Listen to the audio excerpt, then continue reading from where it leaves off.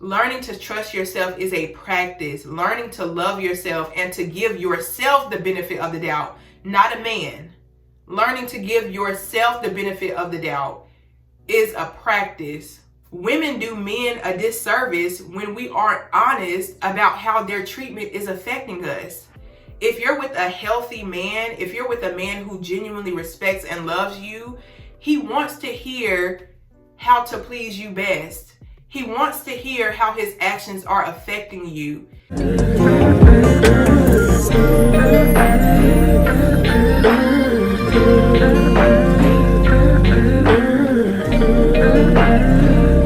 Hey everyone, welcome back to my channel. I am so thankful y'all are here. I pray you can find home here, and if so, welcome. Today I want to talk about men's egos. I want to talk about how men's egos have pretty much been one of the main causes of women's suffering, of women being oppressed, of a majority of the things that women go through. And I'm not saying that everything is men's fault. I'm not saying that we only have to look at how toxic men are and women don't have any responsibility, but I'm gonna get into all that. So don't worry. Our world as a whole is pretty much led by men.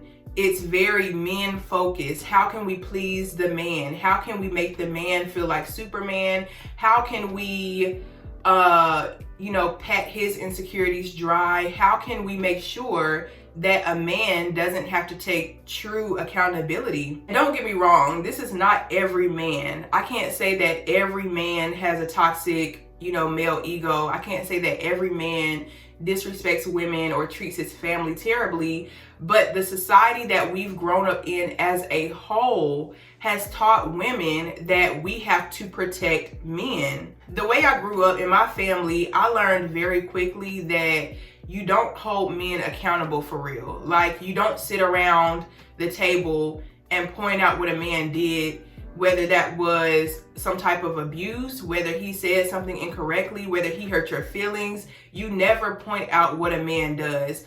And again, this was in my family. I understand that not everybody's family operates this way, but unfortunately, I grew up in a family where there was toxic submission to men.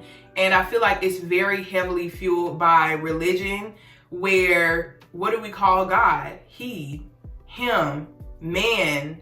Like, even with religion, we focus on the man being the holy one, the man being the first one, the man being important, and women just kind of falling wherever they may fall. And so I don't know if this idea or this perspective of how men and women should operate started with religion, but what I do know is that religion heavily pushes that same narrative. And I just seen a video on TikTok about this Christian woman who was saying that how God restored my marriage. And the whole time she was just talking about how her husband cheated on her the whole time she was pregnant. And she was just sitting back praying to God and fasting for her husband. And it's like, we are so heavily taught that men are so much more important than us.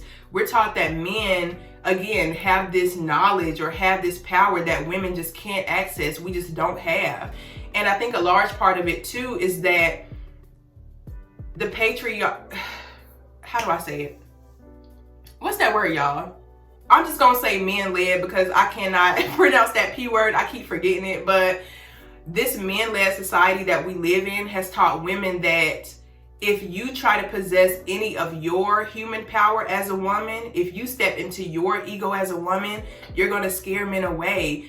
Men don't like women who are aggressive. Men don't like women who take control of their own lives and have their own money, or are actually stern on their boundaries and their own emotional perspective. Like, it's so messed up, but our society has basically taught us that if you're not allowing yourself to be controlled by a man, you're unattractive. Understand that if you feel like you're in like a pick me energy, or if you feel like your life has been destroyed by men, or you always end up in bad situations with men, it's probably because you've been taught that men are more important than you.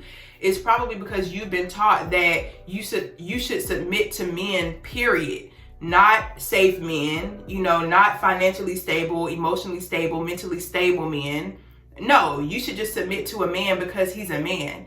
And that doesn't make any type of sense. What Spirit has really opened my eyes to see these past 2 years is that men are no better than women. We always want to say that, oh, women are ditzy. Women are the ones with no financial smarts. Women are the ones, all these negative connotations pointing to our lack of knowledge, our lack of sense, our lack of control.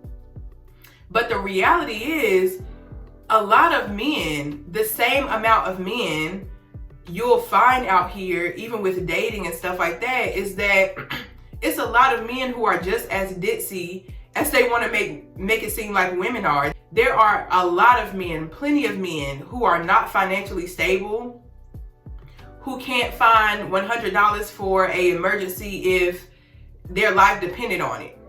There are so many men who don't know what they're doing in their lives, who have no idea what they want to do in their lives, who are just going with the flow, who just are clueless to any type of reality that we're living. Like, y'all, it's such a paradox because we as women give men so much leverage because we believe they're not as emotionally intelligent, but at the same time, we give them so much power for just being a man that we allow them to abuse us.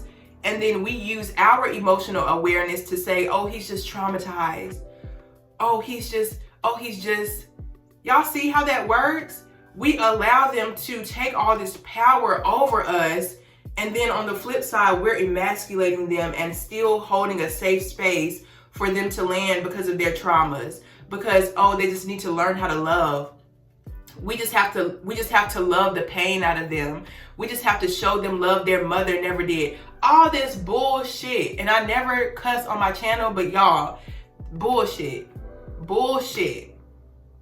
Women have been taught to juggle 2 different realities. Men are Superman. Men know more than me. You never hold a man accountable. But at the same time, you give him a pass because he doesn't know any better. You give him a pass because he's just going through something.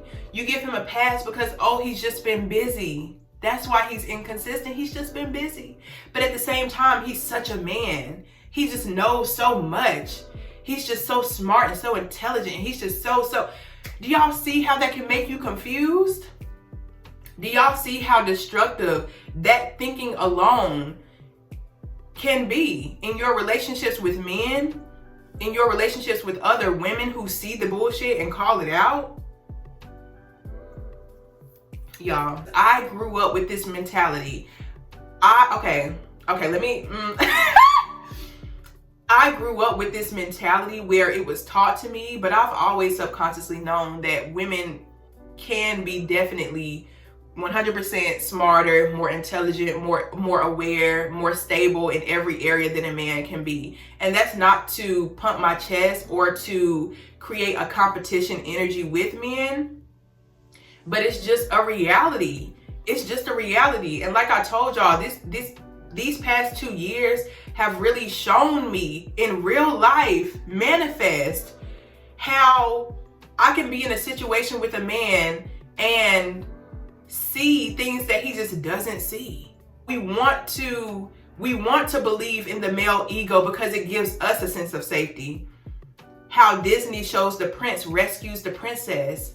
How Disney shows, the woman who's lost in the jungle, or she's just lost and she's confused, and this man comes along and he stabilizes her. He rescues her. He delivers her from her wilderness.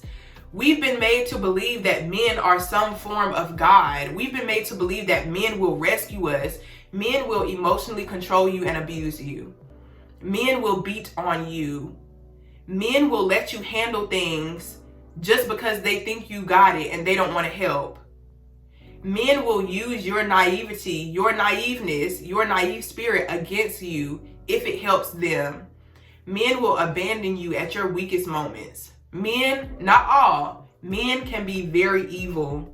And I want y'all to understand this because, again, as women, we always want to emasculate men and excuse their behavior as, oh, they just don't know any better. I have to work with them. No, you don't. You don't have to save any man. It's impossible. Spiritually, emotionally, and psychologically impossible to love a man out of his misery, to love a man out of hurting you, to love a man and stick by a man who's showing you he doesn't care enough about you to grow, to be aware of your emotions. We have to stop emasculating men in that way, because all it's going to do is keep creating single families, single mothers. It's going to keep creating these same abusive, toxic cycles where the woman is victimized. Is that the right word? I don't even know. Where the woman is the victim and the man is the perpetual abuser. We have to stop. We have to stop. It's not a woman's fault as to why the male ego is so dominating, but it is our responsibility to check where we played our role and to pull back, to tend to our own wounds and insecurities, instead of using men to feel like we're stable in life, instead of using men to feel like we're better than the next woman because she's not married, but I am, but your husband is cheating on you. And this is not all. I want to keep reiterating this. This is not all relationships. This is not all men. But I feel like I'm a voice here for women that have been taught to be in this pick-me energy, where we believe that it is our God-ordained role to be submissive to a man who's more intelligent, more all this and that we've been made to believe. As a woman, when you do start to take control of your life, the more honest you are with men, the more you'll scare away the men who aren't ready to be that partner for you. That doesn't mean you're scaring away the more masculine men. It doesn't mean you're scaring away the providers and all this type of stuff.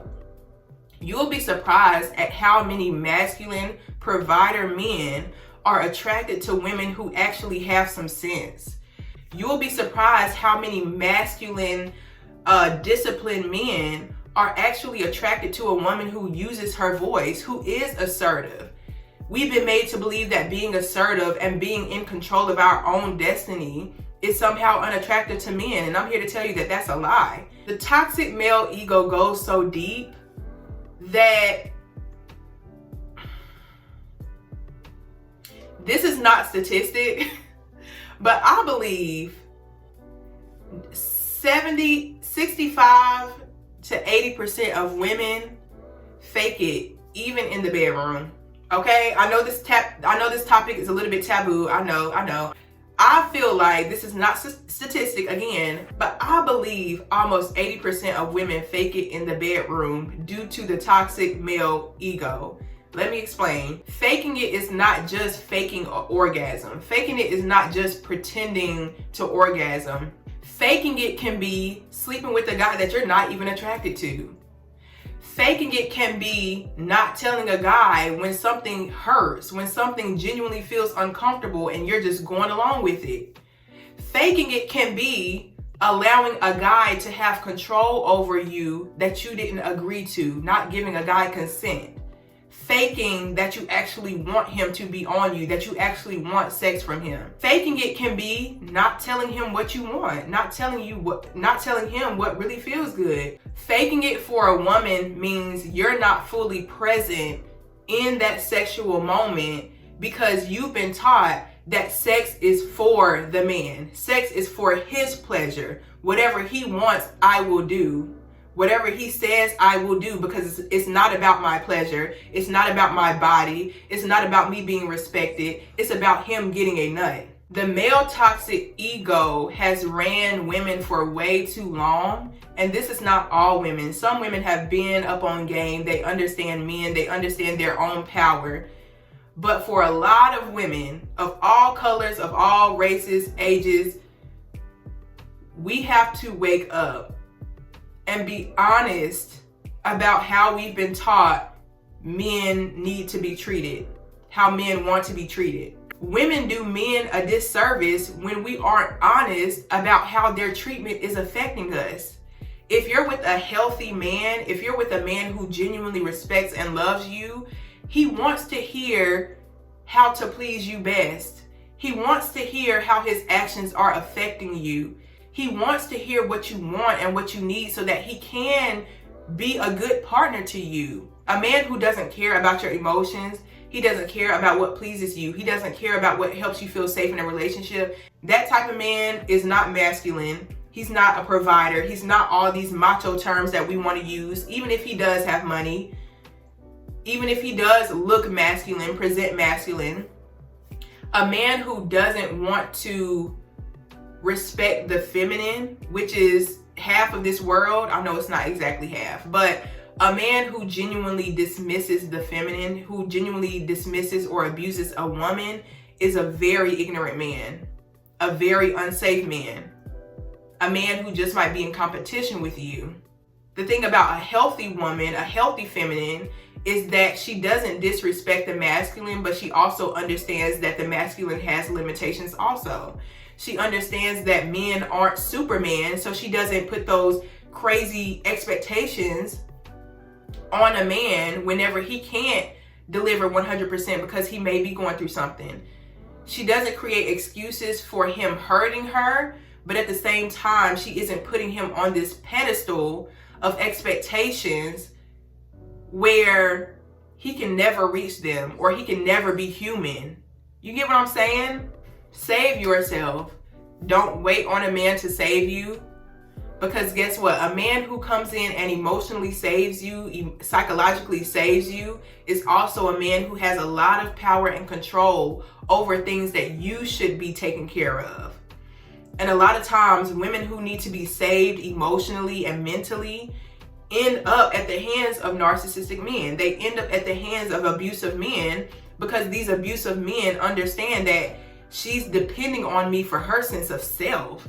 She's depending on me for my validation. She's depending on me to feel like she's even a woman, period. So I am going to run her through the mud. I am going to do her dirty. Not saying that any of these things are okay or that we shouldn't hold men accountable for that. But men can sense when you depend on them for something that you should be tending to for yourself.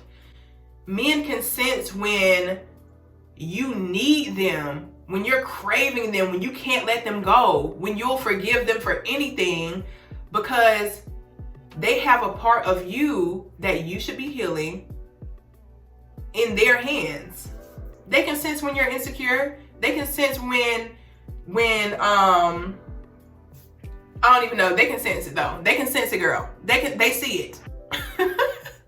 Wherever you are in your life, however many kids you have, whatever you've been through in your past, however you look, how big, how skinny, how tall, how short, however you've been made to feel in your life by men, today is the day to press reset and to start listening to your own inner child about how you feel about certain situations.